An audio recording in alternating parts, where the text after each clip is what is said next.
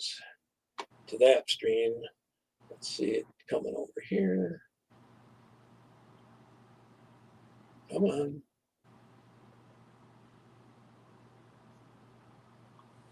Okay. Here we go. Let me add that to screen. And you can talk during this if you wish, but I'll be doing some other stuff. Here we go. Hi. I'm hoping that you could explain, without using a single buzzword or a conservative talking point, what CRT is. So you want to go back to Herbert Marcuse, the Frankfurt School, Michel Foucault, Jacques Derrida, I want you to answer man? my question. No, I'm just asking you, how far back do you want me to go? I want you to explain what CRT is. What CRT is comes out of critical theory, which came out of the Frankfurt School, which is a belief that there are systems that exist both institutionally and systemically, and that through critical theory, which also has critical law theory, through the kind of the changing of how we view society must be through a racial lens and not through a economic lens or through a legal lens. And if you look very clearly at the writings of Marcuse, at the writings of Spinoza, especially in the early 1990s where this started to pop up, there was this idea that we must give preference based on the melanin content of people's skin, not on actions, not on choices, and instead, because America's so unequal,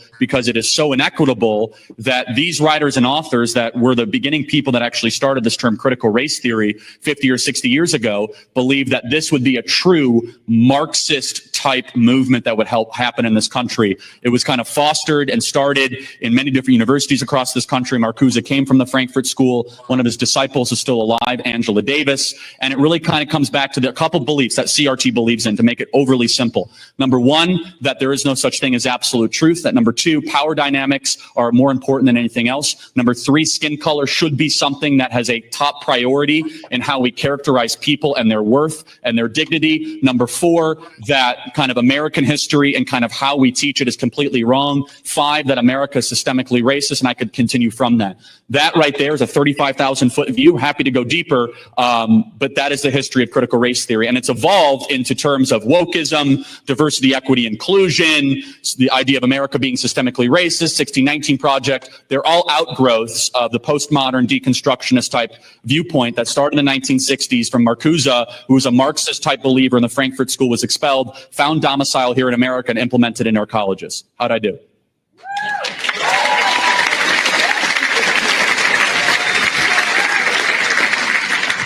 I do appreciate that response. Thank you. You did use the word wokeism, which is a conservative buzzword, unfortunately. I'm going to take my seat. Thank you. How about this? How about this? Garbage.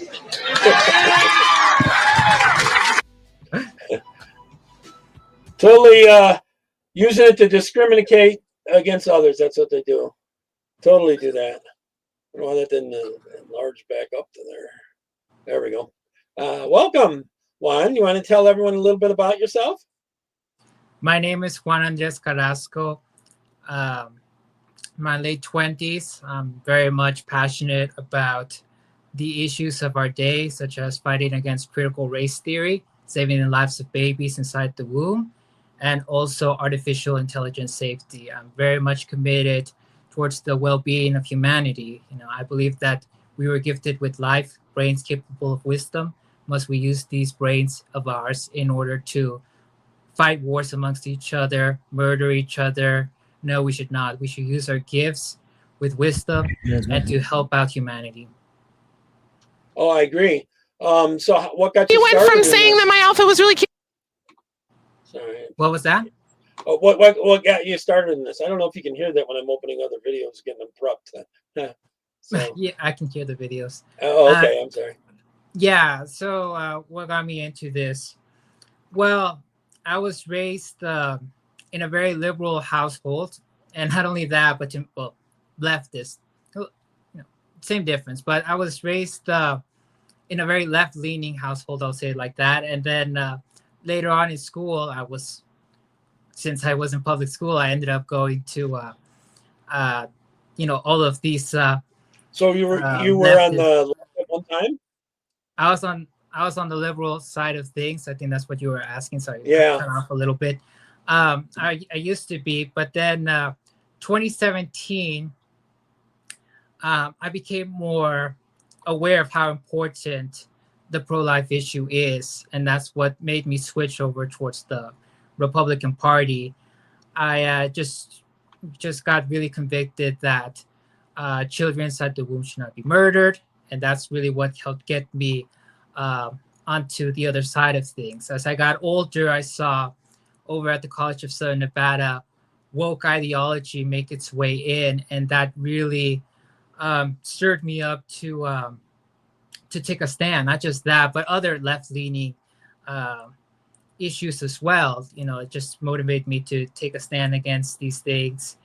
And it then eventually, as I saw the culture shift even further to the left, I was introduced to this podcast called Conversations That Matter, which is hosted by Jonathan Harris, also goes by the alias John Harris. And he really explained in a simple and down-to-earth manner why CRT is wrong, and also why it's such a threat to our culture. And that really helped me to take a stand on these issues, because I saw that things were just constantly getting worse. So between him and other people, I just realized that I needed to take a stand. So I got onto different social media platforms like X, and then eventually I got back to Instagram and CloudHub, and I just started just little by little growing a platform where I could speak on the issues of our time. I've also studied a lot about AI because I believe that we are very close towards the development of artificial general intelligence. So given the... Who controls it is the scary part. You know? Oh yeah, big time. Not only do we have the issue of AI possibly going rogue, there's also the fact that a lot of the companies that own these AIs are very left-leaning. So that's also a and huge the people problem. working there. Big time. You've heard the phrase "garbage in, garbage out." So if you ever get a response from an AI that sounds a little, biased, very biased at times, that's wise. If an AI gets trained off of poor data, it's going to give you poor results. So it's something where there is a great need for conservatives to study the issues of our times, get involved, and also for people who have the passion to become experts in the field of artificial intelligence. I was just saying hi to some people in the audience. Go ahead. I'm sorry. Yeah, so it's very important to get involved in these issues. There's also the fact that just for the people who don't know, artificial general intelligence refers to an AI that is capable of more or less doing the same tasks that we can, with more or less the same level of intelligence. So in other words, it could do physics about as well as humans can. It could do mathematics about as well as humans can. It can write, it can reason, it can do politics. A lot faster. So as soon as it becomes about as smart as we are, then immediately it's going to have the upper hand in many ways. It makes you think of Terminator there, the movie. I don't know if you've seen it. I haven't watched them all, but if anything, it's even more dangerous than that in some ways, because Skynet didn't use bioweapons. Skynet, in many of them, especially the earlier movies, didn't use nanites.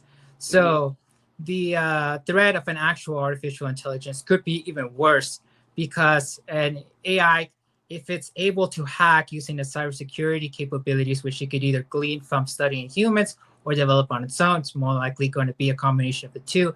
It could theoretically hack its way into different servers, different factories, and so forth, mass produce drones, and then set them out to kill us, as well as deploying bioweapons. So, and it can hide itself in there too. Yeah, it can also hide itself. There's just several techniques that hackers, both ethical hackers and threat actors, they use in order to get into a system and go undetected for months, if not years at a time. There's just many techniques that an AI could theoretically use. It can even use something as simple as a phishing attack, where it basically sends like this link that seems legitimate to someone via an email. To respond to it. Yeah, and then they respond to it, and then all of a sudden it just has access to your computer, and from there starts spreading all over the network. So there's just a lot. I don't know if there's any turning back of having AI. I think it's who controls it is what's going to be the issue. You know, whether China, us. I don't even trust our own government, though. I'll tell you the truth, to be honest. You know, so I don't know what your opinion is on it. Well, I believe that, yeah, making AI as safe as possible, as ethically as possible is very important for the survival of our species.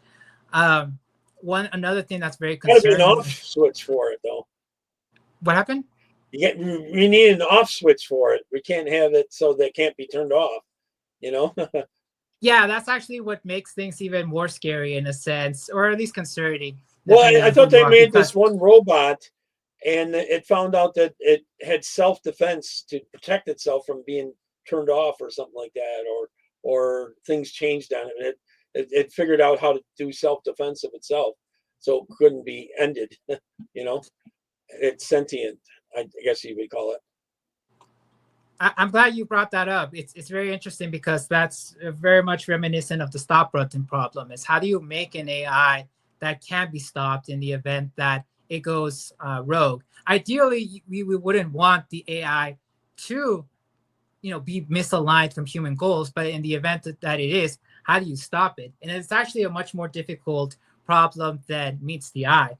Because let's say that, you have your child, and because for whatever reason, bring your child to work day or something like that, and you program your robot to get you a cup of coffee. The robot's on his merry way towards get you the cup of coffee. The baby gets in the way of the robot, and the problem is that to the robot, it's not so much that it necessarily hates the baby; it's just getting you a cup of coffee. So what ends up happening is that it'll do what it needs to do that. What's that? It'll do what it needs to do to go do the task at hand. It'll do, it has no morals of its own. Yeah, it doesn't necessarily have any morals. So it's something where, you might think, well, I'll just put a big button on his chest or something like that so I can just turn it off.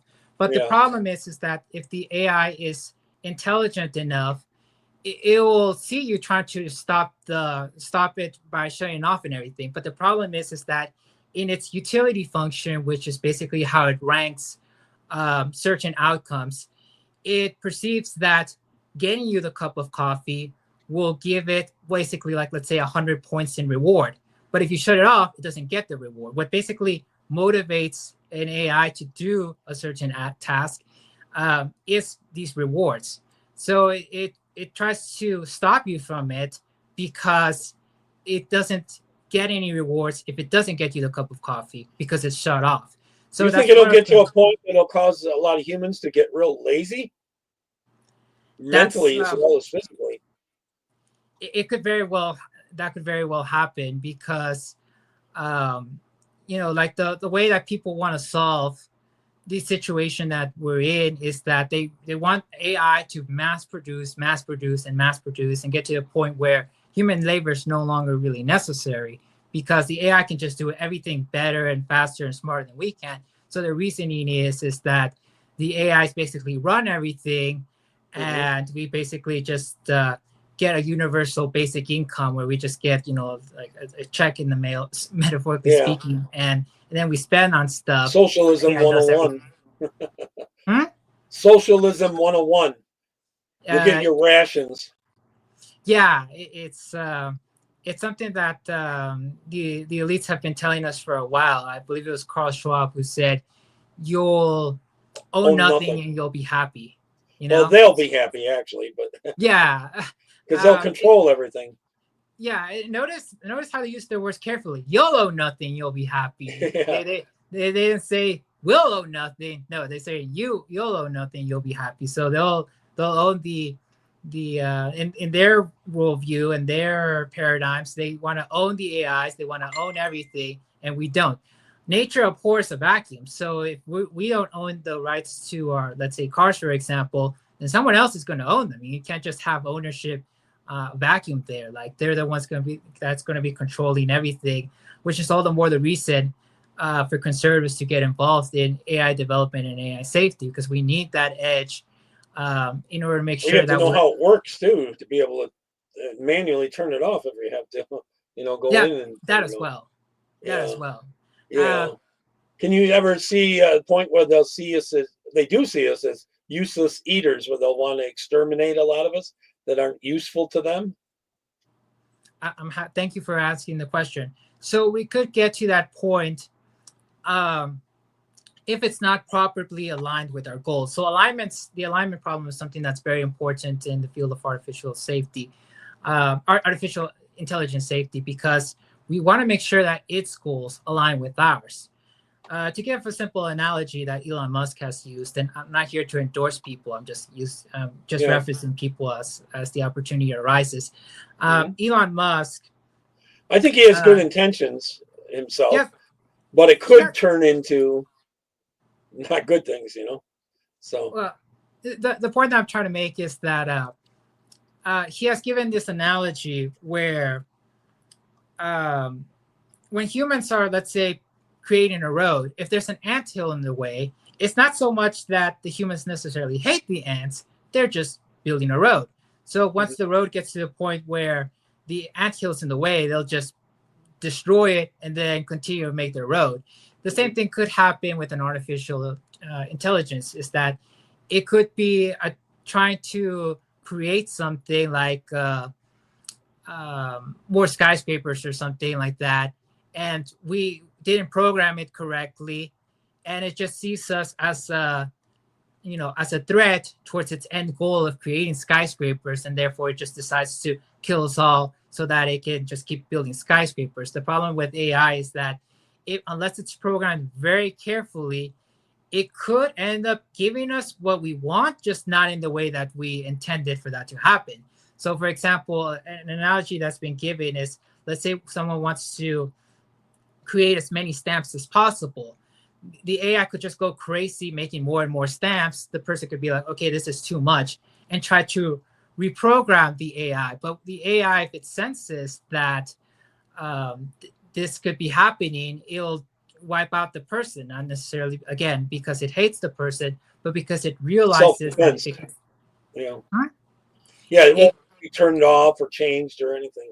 It doesn't want to be turned off because it realizes that if that happens, it can't reach its goal. So an instrumental goal for most AIs is for them to continue to exist. It's not like they necessarily it's not that they necessarily have this fear of like, oh no, what happens if I'm gone? It's just that it turns out that existing is an instrumental goal, which is necessary in order for an AI to reach its terminal goal, which is whether it be creating more stamps or even creating, more burgers or something like that.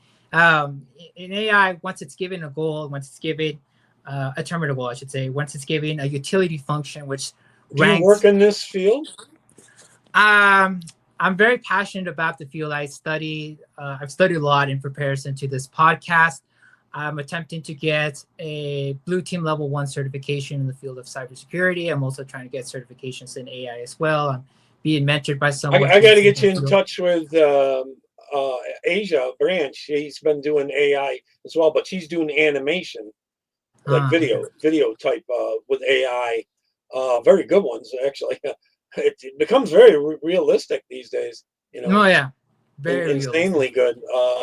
So, and she's doing it, but she's afraid of AI like you, of it doing too much, worrying about it taking control or someone taking control of it. Because if someone controlled the AI of the world, they would control the world, there would be no stopping them, right? Yeah. So, yeah.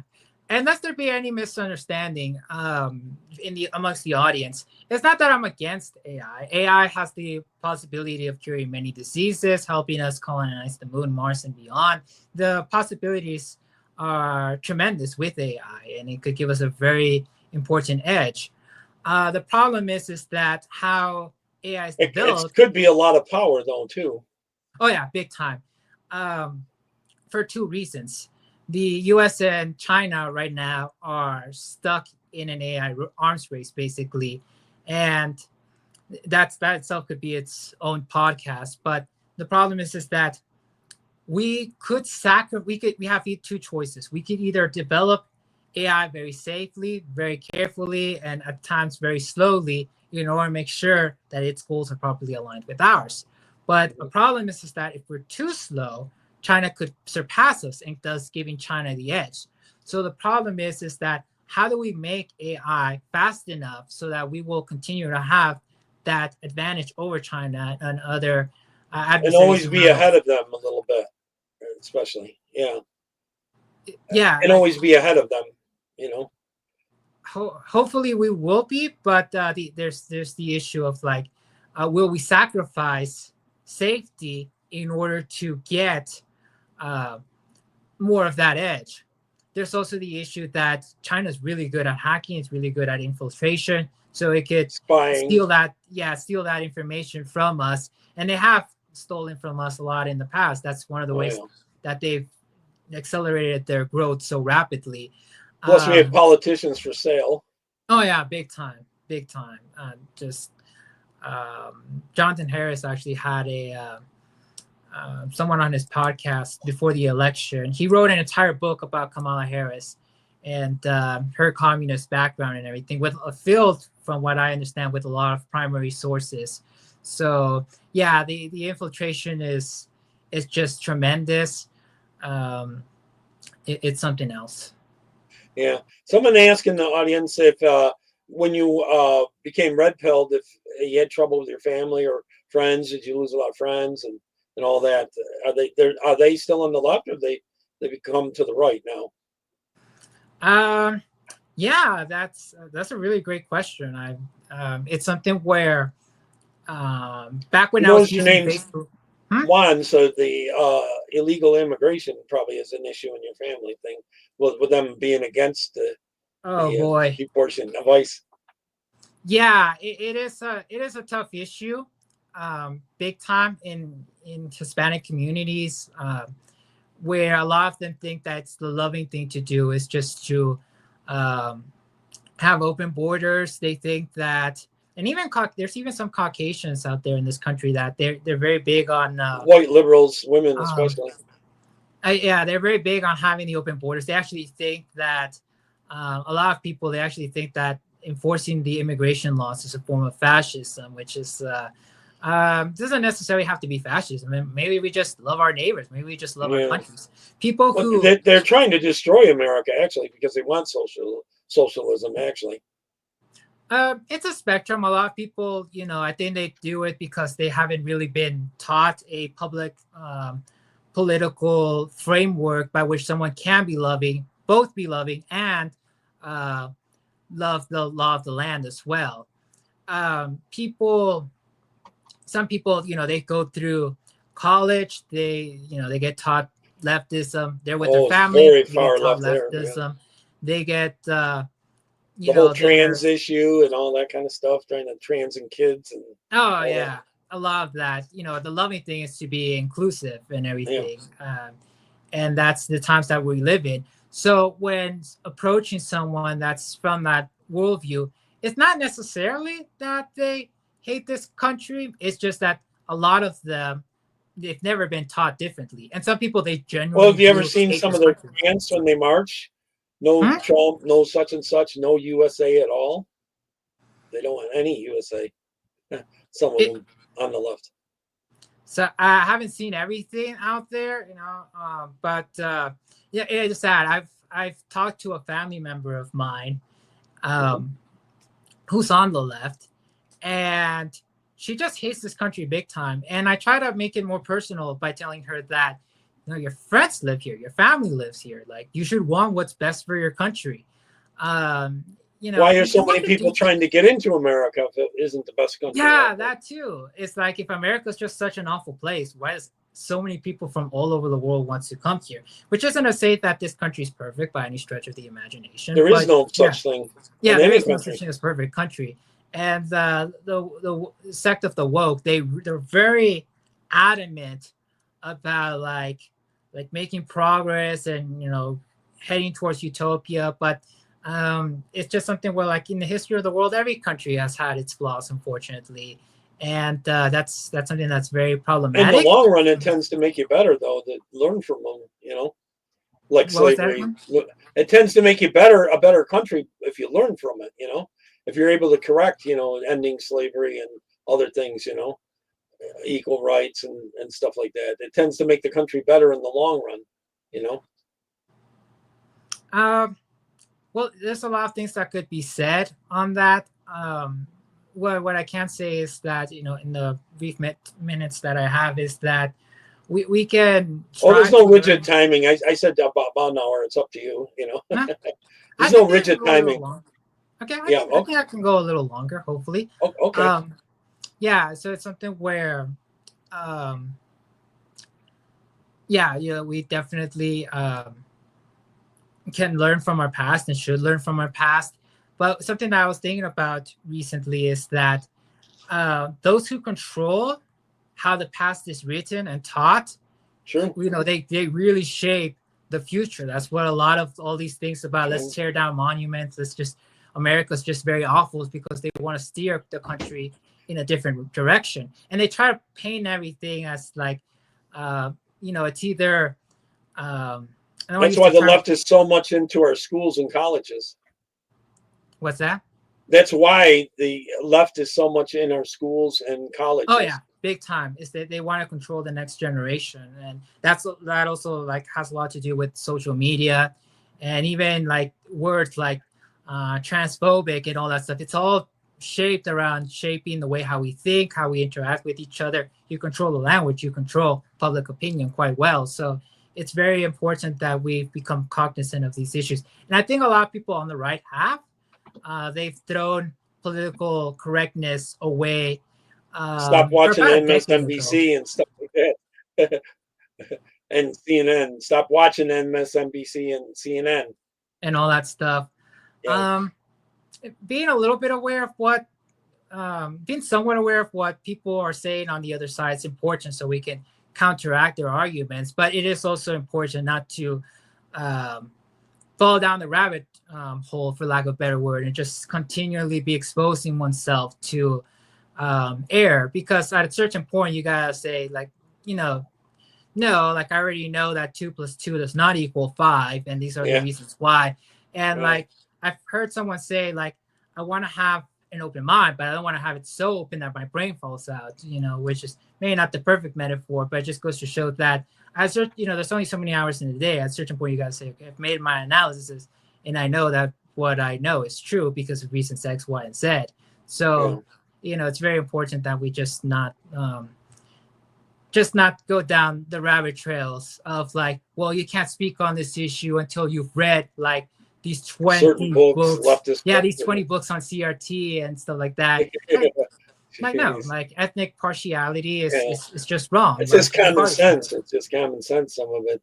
Yeah. Yeah. Was there a certain day that you all of a sudden went from the left to the right, or was it very gradual, or how did it happen? In October of 2017, I registered to become a Republican. So I guess that would be the time when I officially switched over. But just before you voted, was that for voting for Trump? Was it? No, he won in 2016. So it was after Trump was elected the first time. Yeah, I was after the Trump era. So you probably hated him at one time. When I was younger, I was more opposed to him. You know, it's something where like I think that you know, it's very easy to be sucked into the anti-Trump mantra when all you get exposed to is a certain angle and so forth. But you know, it's just very important that we love people, even the people that we disagree with. You know, I don't want to hate Kamala Harris. I don't want to hate Joe Biden. I don't want to hate Alexandria Ocasio-Cortez. You know, I want to love all people. And when people do something that's wrong or say something that's wrong, I'll be like, I disagree with this person for reasons X, Y, and Z. But I shouldn't hate them, you know? And none of us are perfect. I don't do that perfectly. I don't think anyone walking upon this earth today does it perfectly. But we should strive to not be so hateful of our fellow human beings, you know?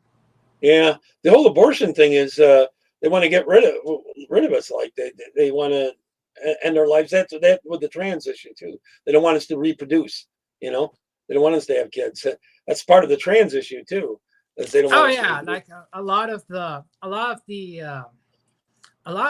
goals of the left, a lot of the end goals, they don't realize it, many of them, but a lot of the end goal is to reduce the human population down to just 2 billion people. The elites have made it clear that they want to have a sustainable world, and in order to have that, we have to get rid of so many people. No, the solution is not, let's just kill a bunch of people. No, the solution is more innovation. That way we can build in a way that's actually sustainable. There's a lot more.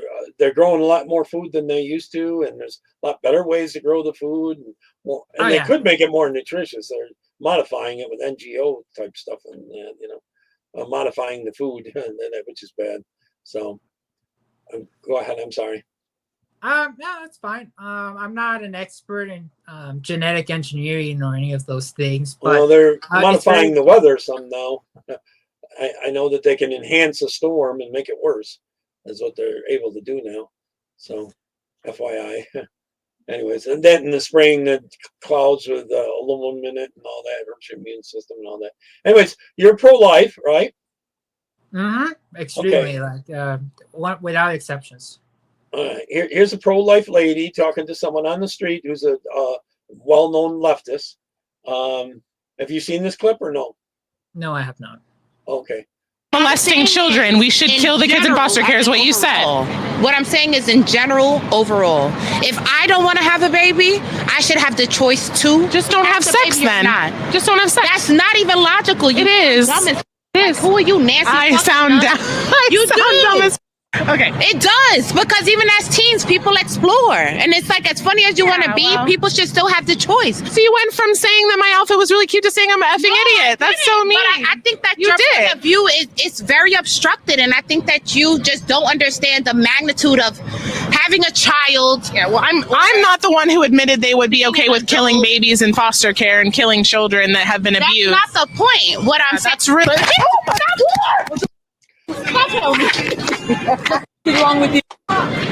That's the left getting triggered for you. I don't know if you've ever run into that if you've been ever out like protesting or at rallies or anything yourself.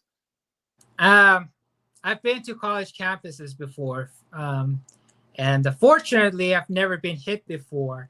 But yeah, that's intense right there. Just being hit.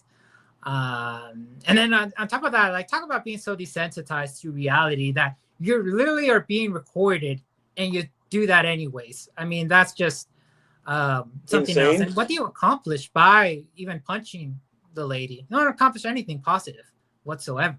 They're just going to keep holding on to their beliefs. Hey, John. Hey, Mark. Sorry, I'm just saying hi to people. Yeah, that's understandable. So yeah, it's very important that we remain cool and just lovingly expose these people, because this is just one of those another reason why the leftist control of our institutions is just something that's so repugnant. It's because they don't actually get taught what actual tolerance is. See, we should tolerate people, not necessarily ideas. If they can't really debate that's not a human life. It is a human life, They can't really debate that, so they get angry, right? When they start losing the debate. Oh yeah, it's something where I think that oftentimes what's happening is that they just get to the point where their brain really can't. You're wrong, and that's it. Yeah, they can't handle the situation anymore. So out of that, they just respond with all this sheer anger, because that anger is their attempts to regain control of the situation. So if, let's say, two people are playing, a game of chess or something like that. Let's say I'm playing chess against someone, a hypothetical person like Bob Bobson or something like that. I'm playing chess. I'm about to go for the checkmate, and he just flips the chessboard. Well, he didn't actually win, but it makes him feel like he got the upper hand there because he ended the game on his terms. But that didn't really give him the actual victory. And that's oftentimes what's happening with these people, is that they want to have control of the situation, so they just resort to violence. and they want to destroy people because their worldview is not let's love humanity, let's love people. It's more of this like we must prevail. The other side is just fundamentally evil, and it's not that their ideas are evil; they themselves are evil. It's not just that their ideas are destructive for society. No, the people themselves are destructive for society, and they must be terminated. And that's problematic, big time. You've seen some of these people claiming that they're going to have abortion after abortion after abortion. You know, they should get married and that if they're going to have kids, you know, they should. My thinking. Yeah, it's something else. Because by what standard do they murder, you know, children anyways? It's something where all human beings from the moment of conception, they have their own unique genetic code. At about 5 to 6 weeks, they have a heartbeat that's detectable via ultrasound, or for that I would cite Medical News Today, and for the previous fact I would cite the Loiser Institute and PubMed. Rapid brain development is occurring at about 10 weeks in general, with 250 neurons being created, not per hour, but per minute. And that's according to Focus on the Family. Thumb sucking and even smiling is possible at about the 14-week mark. And for the thumb sucking fact, I would also cite Focus on the Family.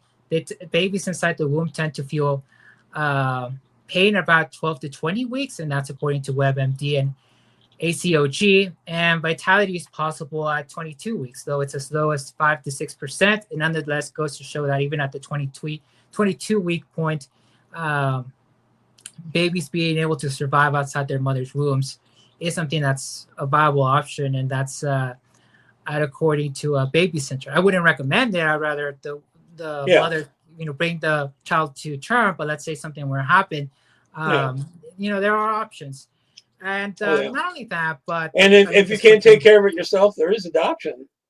There's also adoption. You know, there's just so many ways. Like there's so many different ways. Family members, all that kind of stuff. What was that again? Family members also can maybe help take care of. Yeah, there's just so many options. And if they're not being consistent. If we murder babies because they're being inconvenient, why not murder That's the next generation. Inconvenient. You know, like if a baby inside the womb's not alive because they don't have a heartbeat, then why not kill grandma who requires a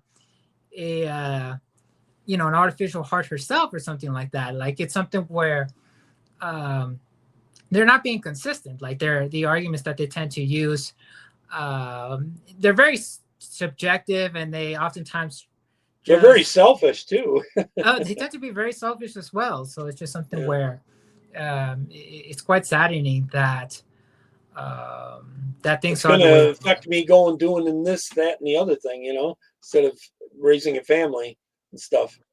Yeah. Somebody asked if you have kids or anything. At this moment, I do not have a wife nor kids. Okay. You're still young. Thank you. Yeah. So I'm pushing 70. So. Oh, you look very young for your age. I wouldn't have guessed. Oh, really? I'm also, I don't know if you're religious, but I had to go around with Antifa down in D.C. I went there for the fireworks and at the Washington Monument. And when the lights went down for the fireworks to go off, they came in right behind Black Lives Matter. They came in too. They were making a lot of noise, but weren't harming anyone. But Antifa had all that PVC pipe, and they were jabbing people, hitting people, and they were jabbing me in the chest. And I ended up having dysarrhythmia for the next year and a half, and then I had a stroke. I was 100% paralyzed and of that, and I was on the breathing machine, the heart machine, everything. And they went in through my groin and took the blood clot out of my brain. And I got everything back. I word search a little bit. I can't think of a word once in a while for a few seconds, so I've come a long ways back. So I should have died. I had less than a 1% chance of living, and I made it. So my wife thinks that my mom and dad were looking down over me as angels, you know. So sorry for the long story. That's understandable. People who are doing very good work at fighting against leftists within the Southern Baptist Convention would be William Edward Wolf and the Center for Baptist Leadership, which he's the executive director of. And he's really taken a bold stand within the SBC, especially since the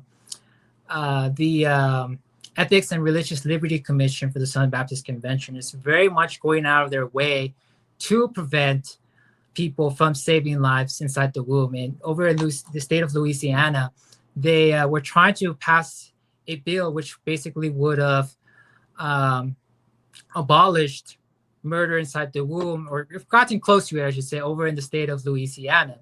And the only exceptions that I can think of were if it's a threat to the life of the mother. I think that was the only one.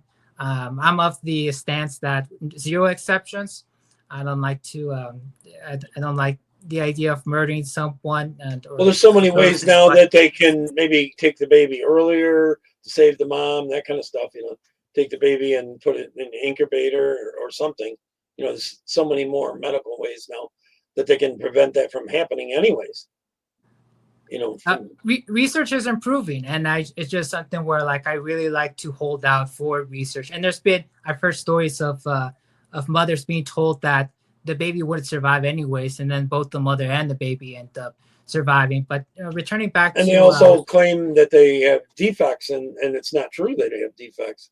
Oh my, it's something else. And even if they do, they're still human beings. Why not preserve life? But the thing is that the ERLC, they went out of their way to kill this bill, and it was all under false pretenses. And people like William Edward Wolf, they have been shedding light on this issue and exposing the matter. And I would just, anyone who's in the Southern Baptist Convention, that's someone who I would recommend following and teaming up with. William Edward Wolf is doing a really great job. And really, this is an issue that affects all of us, really, because these children, they're human beings just like us. We were given the privilege. You were once them to live. You were once them. We were a fetus at one time. We were once babies inside the womb. And I don't even use the term abortion that much. I use the term homicide inside the womb. I wouldn't say that I'm against using the word abortion, but I really like using that phrase because it helps to illustrate what's going on. You're not the word abortion. We can abort, we can abort a rescue mission. We can abort this or that, but let's just make one thing clear. When you, quote unquote, abort a baby, what's happening is that this child is being murdered.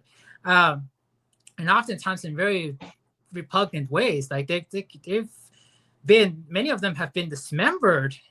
Many of them, I've seen footage of an ultrasound where a doctor was trying to dismember a baby, and that poor baby was just trying to get away. Within the ultrasound is being shown that they were trying to kick their way out of the doctor's grasp with his device and everything. These are human beings, and many of them. Somebody asked if you know the name of that one girl that was born with both her arms pulled off by an abortion that didn't end up happening, but her arms got pulled off. I'm not aware of that situation per se, but I do remember it. I just can't remember the name of the girl that testifies now against abortion. It's something else. There have been many instances where babies have survived the homicide procedure, and then they grow up and they give their testimony, and it just goes to show that these have real consequences, and they affect our society. We are living in a society right now here in the United States. Yeah, real quickly, we're living in a society here in the United States where we are producing less people than are being born. And people say, well, just bring them from other countries. But the problem is that at a certain point, you get to the point where the birth rate, and this is something that's happening almost worldwide, replacement. Yeah. Where can we replace people from? It's something where, if anything, we should be having more children. We should be encouraging people to have families. Having a family is a great. You're contributing tremendously towards our society if you have if you have a family. So if you're watching this and you're on the fence about whether or not you should murder your child, just keep in mind that what you're doing here is not okay. Should we as a society allow a 5-year-old to be murdered by their parents because they're inconvenient or because they might be scared that they don't know what to do? No, of course not. We should be consistent. We should not murder people. If you have a child and you're thinking about whether or not you should either keep the child or murder the child, keep the child. There are resources. There are people that can help. And that's an innocent, unlike, say, a murderer that might execute. That's not an innocent life. The babies are totally innocent lives, you know? What happened? I was saying, some people in the audience, they didn't say this, but in the past, they've said that, well, you're for capital punishment. But I said, that's not an innocent